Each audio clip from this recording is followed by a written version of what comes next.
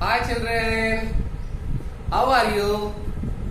I hope you have seen last video of this chapter, because if you have not seen the last video, you cannot understand this. So if you have not seen, please go to last video and watch it such that you can enjoy this class. Okay children? So let's go to exercise 1.1, in which there is a theorem. Given positive integers a and b, given positive integers a and b, there exists unique pair of integers q and r satisfying a is equal to bq plus r, where r greater than equal to 0 less than b. It's a very big theorem now. Looking to somewhat, sir is teaching what the integers a, b, etc., etc. Very simple children. Everyone knows this theorem, but we don't know whatever we have studied, that is the same one. Let's see. Here I am taking 13, a number 13, and going to divide with 3. Okay children, can you do this problem? Yes, can you solve this? Very good, you all can do, I know. So let's do it. 13 divided with 3. Okay, how many times children? Here what we have to do? We have to read the table of 3. 3 1s are 3, 3 2s are 6, 3 3s are 9, 3 4s are 12. Okay children, so it went how many times? 4 times. So what we did here? 12. 3 minus 2, 1. 1 minus 1, 0. So here 1 is left children. Everybody can do this one. Yes? Right. So see here children, there we have taken two integers, 13 and 3. 13 and 3. Let the integer bigger one be as a and the smaller one which we are dividing as a b. Okay children? So when we divided integer a with b, what we got here? Some remainder we got. And here we got how many times this b is going in a. So children, here this one is called as a quotient, well known to all, and this one is called as remainder. Children, many of the students used to say remainder. It's not the remainder, it's remainder. Okay children? So when we divide 13 with 3, it is going 4 times, leaving the remainder 1. So children, here we know very well that the number of times it is going is called as a quotient, and whatever the left is called as a remainder. Okay children? And here this part to which we are dividing is called as dividend. Called as dividend. Okay children? It is called as dividend. And the term with which we are dividing, this term is called as divisor. Divisor.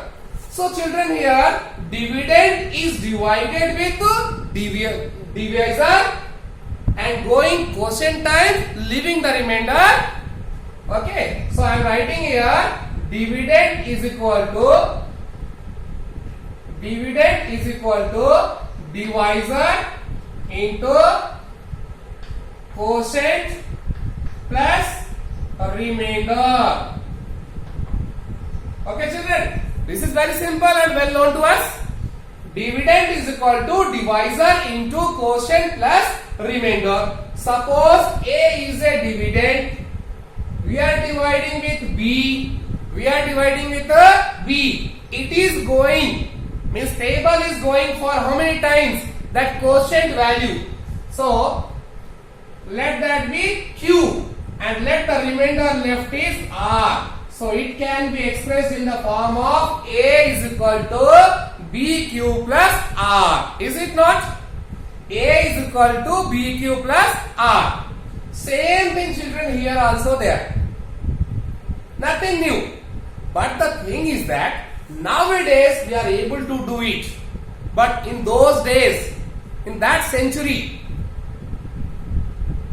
this was recorded by, whatever we are studying, that was recorded by a great mathematician Euclid in his book 7 of Elements, because he wrote many books and gave the name as Elements. So in the book 7 he recorded this statement. Just we are doing here practically, but in the form of statement he recorded in his book 7, that is called an Element, and later known as a Euclid's division lemma. The same thing is in the form of statements. So let's describe for this one.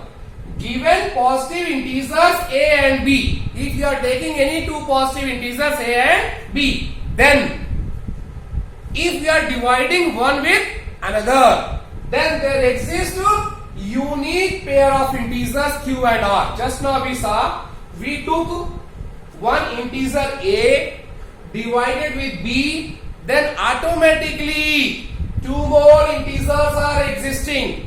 One as a quotient, other as a remainder, satisfying which all the four combinedly satisfies this equation.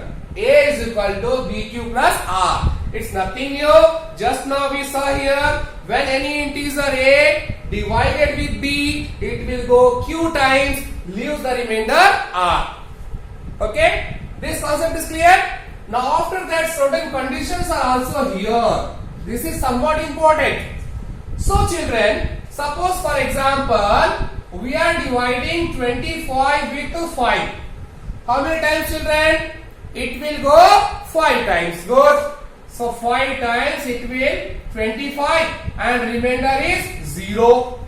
If you are taking 26, how many times children? Same 5 times 25, leaving remainder 1.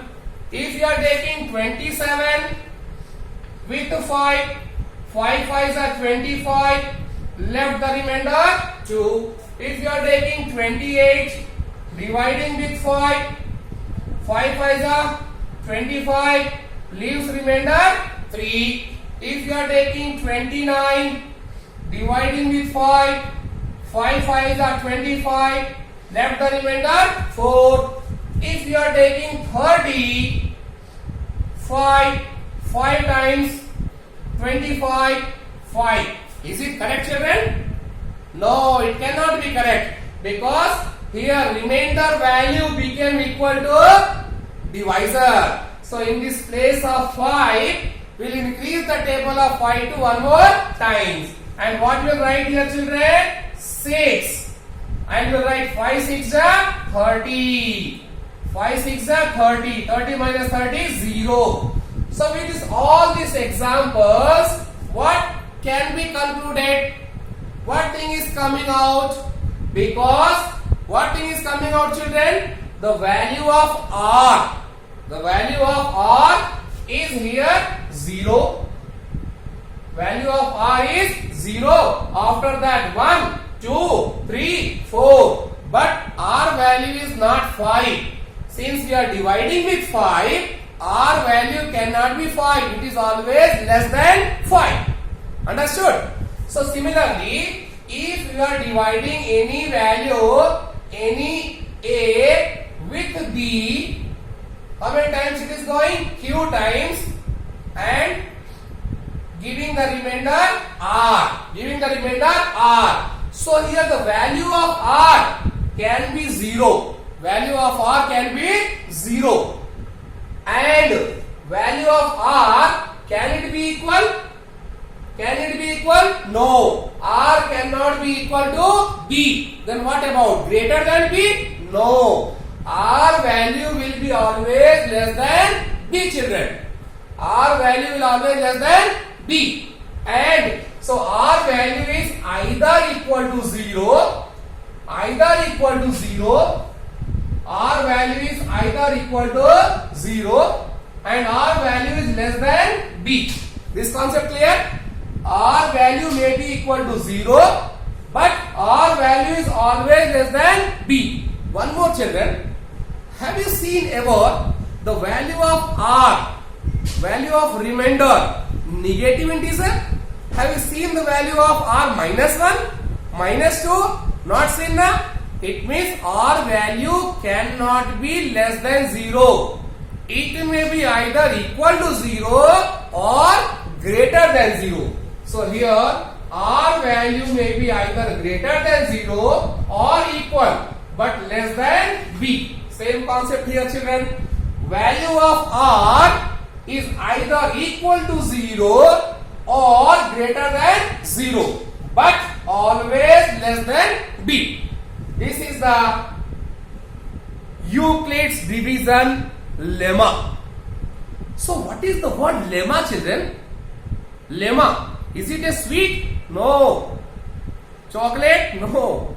Lemma is a word. Lemma is a statement.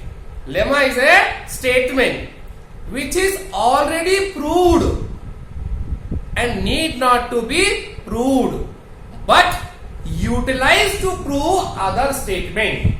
Is it clear? Lemma is a proven statement which is utilized to prove another statement. Is it clear, children? So the same thing, this whatever we are nowadays, we are doing the normal division. That division at that time in the form of statement was recorded by Euclid on palm leaves. Why it was recorded? It was recorded to pass to their students and next generation for the research and process. Okay, children? Right? So it was recorded by Euclid. That's why called as a Euclid's division lemma. Is it clear? Okay, children. After that, one more term will be used called as algorithm. Next term will be used algorithm. So what is the algorithm? Children, algorithm is nothing but a technique. Algorithm is nothing but a technique. Along with this Euclid lemma, by utilizing this lemma, what will be happen? We have to find out HCF of given integers as well as describe the properties of integers.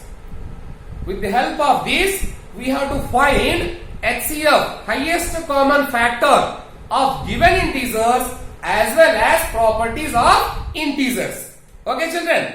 So, in this, we will use some series of steps. That series of steps used to find HCF and properties of integers with the help of Euclid division lemma is called as Euclid's division algorithm. Is it clear? Hope you enjoyed this class.